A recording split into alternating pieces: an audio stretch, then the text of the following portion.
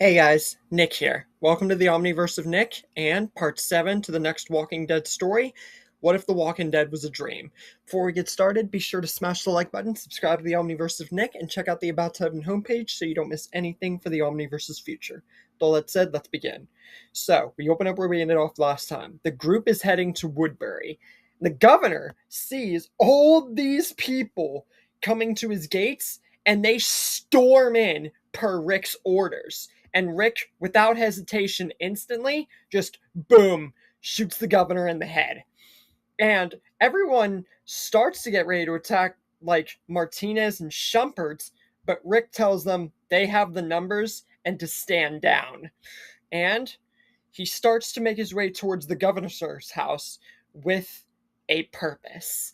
And he's going to further explain that after he is done with like going in the house and showing the people evidence as to why he just did what he did. He knows what he's doing. He's been here before, obviously. So, yeah. So, Rick goes in, gets the walker tanks and the heads and everything, and Penny kills Walker Penny and smashes all of the tanks and especially brings them out and smashes them outside, throws the walker body of Penny outside, and Rick displays it to all the town. Just going to show this is why he just shot down their leader. The governor was a menace and he needed to be taken out. And they can believe him or not, but Rick has lived this before. Nobody knows what he's talking about, but Rick says rather than just a simple group or a few people, explaining this to an entire town would take too long. They just have to trust him. This should be all the evidence that they need that the governor was a heartless wretch and that he was psychotic.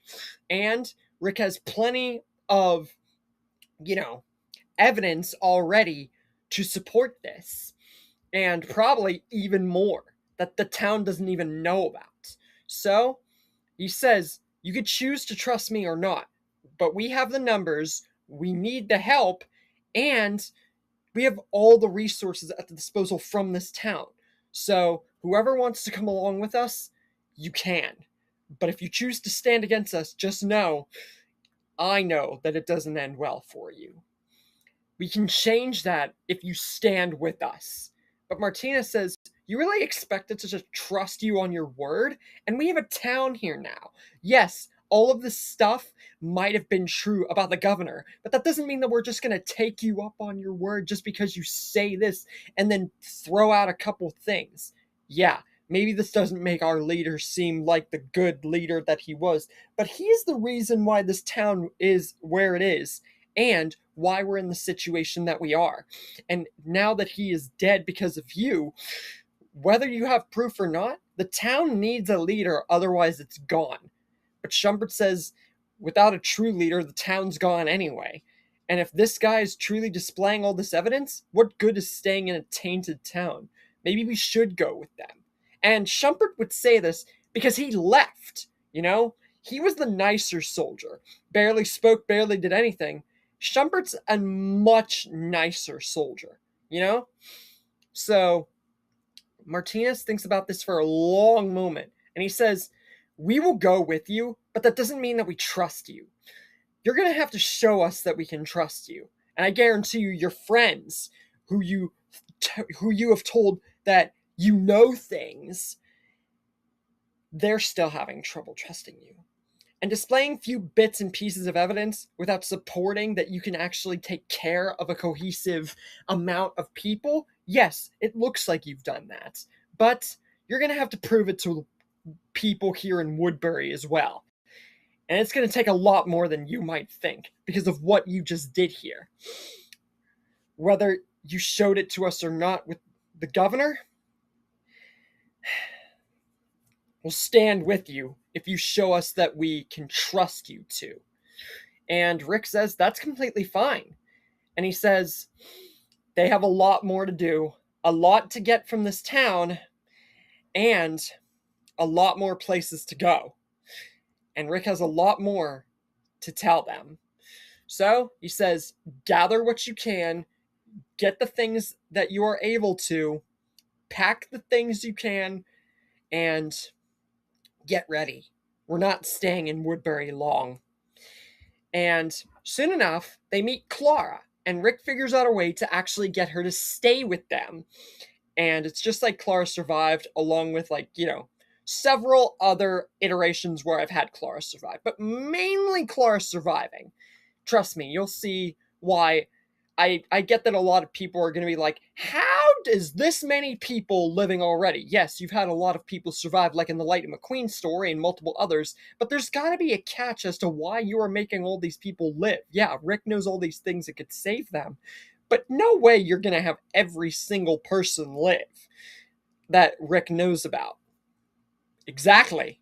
Once we get to the big, like, final arcs, Negan, Whisperers, all that, you guys are going to see that list of survivability drop. How much so? That's a surprise. Anyway, Clara goes with.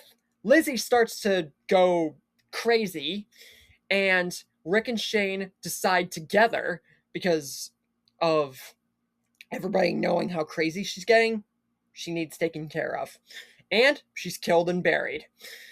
Tyrese's group also joins them, and Tyrese and Karen are still together, and David is there, Milton, and as for the Chamblers, let's just say a certain man with a leather jacket and a barbed wire bat comes across them, and come across a woman with a sword, and no longer with her chained up walkers.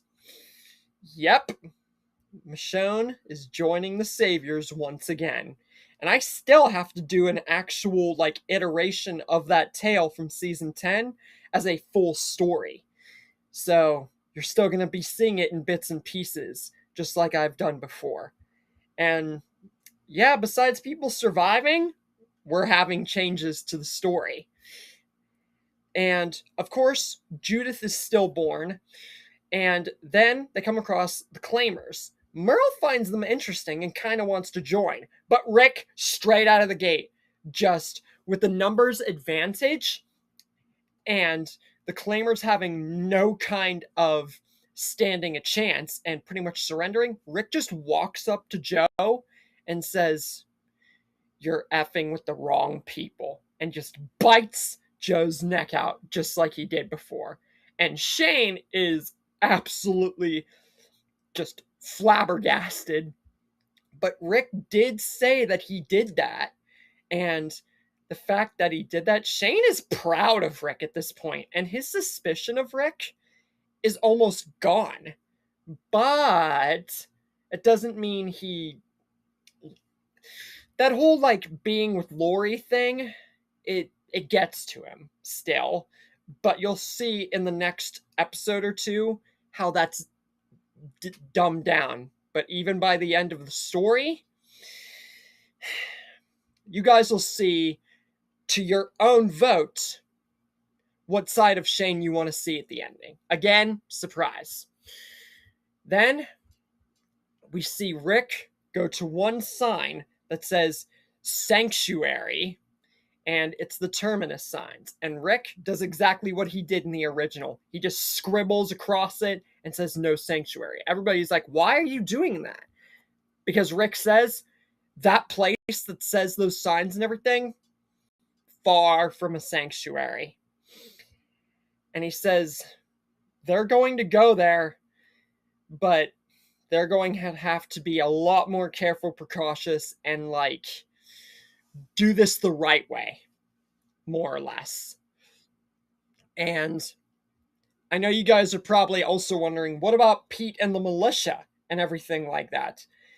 Well, I'm going to say in this story, as another big change, they either all die or they join Negan like they have before. They're not joining Rick or Woodbury this time.